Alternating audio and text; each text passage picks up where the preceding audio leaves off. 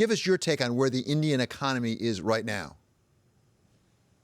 Well, we're looking very sound. The recovery seems to be sustainable. And I was glad to have the IMF announce, although, of course, they brought it down from what they had estimated our growth. In October 21, they had now pegged us at 8.2%, which I think is still the fastest growing economy number. So I'm glad to have that figure when I have arrived here.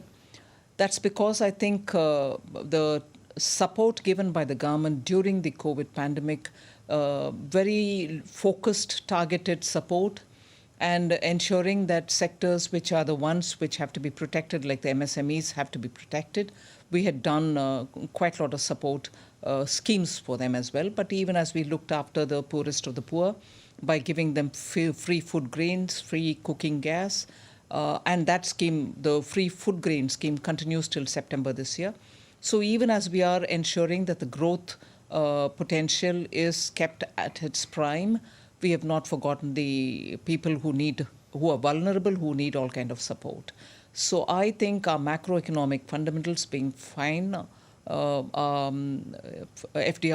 flow till now has been healthy, even with the US Fed announcing the various rate or the tightening that they're going to be doing. I think Indian potential, and also in the context of China +1, with us giving a lot of productivity-linked incentives, we expect the FDI flows to also keep pace with the promises. And therefore, I think we are on a fairly, what I would say, safe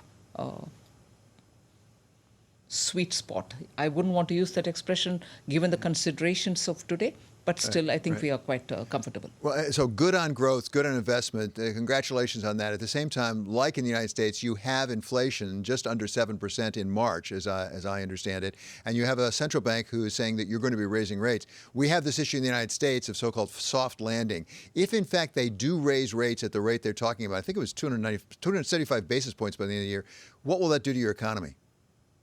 The one thing about the inflation in India, whilst I think every little bit of a hike in the inflation hurts the common man, and I'm quite seized of the fact, but still our inflation tolerance levels are 4% plus or minus 2. So we breached the 6% upper limit in the last few months, and purely because of reasons beyond our control, such as the crude oil price, such as the edible oil prices, and so on. But our crop cycles are continuing to be healthy, and therefore perishable goods and other things which normally add to the basket are not really going to hurt us. However, I am making sure that I give enough subsidy to take care of those who are hurt by high prices of essential goods. But if I compare myself with the West, particularly with the United States, which is seeing a 4-decade higher number, and Germany, which is also seeing about 3 decades higher number.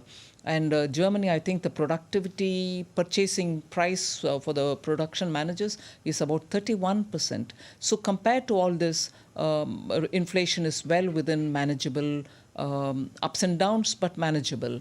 And I think we are making sure that that doesn't hurt the common man. But even otherwise, we'll have to be extremely cautious about it, because what adds to the inflation in India is the crude oil prices, natural gas prices, all of which are, one, high, and also two, natural gas, which we thought was the transitional gas for us, moving from the climate, in order to fulfill our climate commitments, is a concern. But inflation, I think, will be, together with the Central Bank of India, which is Reserve Bank of India, we'll be able to manage it. The situation with oil and natural gas has certainly not been helped. It's been hurt, actually, by the war in Ukraine and the aftermath of that. And I know that that you have said that relations with the United States have never been stronger, I believe you've said. At the same time, the United States would really like to help India, help us put pressure on Russia. We talked earlier today with Dalip Singh, he's the White House Deputy National Security Advisor, about what the United States would like to do to help India. This is part of what he had to say. We want to step up for India. help it diversify away from Russian defense equipment. We want to help India diversify away from Russian energy sources. The amount that India imports from Russia in terms of crude oil is a very small percentage of the total, 1 to 2%. Just like we're doing with Europe, we want to step up for India and be a friend and a partner. So, Madam Minister, what could the United States do to make it easier for India to support the United States and NATO allies in trying to bring pressure to bear on Russia to stop this war? Well, first thing, I think there are many of us who do have a strong relationship with the United States, and you recall me right. And I quite welcome Mr. Dalip Singh's statement that they would stand by India, help countries like India. I think one factor is something which is beyond anyone and their helping hand, and that is our geopolitical location.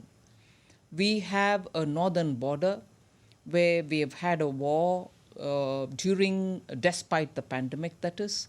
We've had a western border where we have also frequent incursions.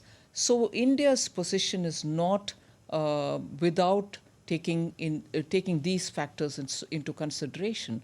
So I would want that also to be kept in mind when United States or any of the Western liberal democracies are looking at India. India's position, the geopolitical location of India, is also something which has to be kept in mind. And we certainly would like to be a good, strong country and a friend of many of these liberal democracies. But we need to be strong. Our interest should not be hurt.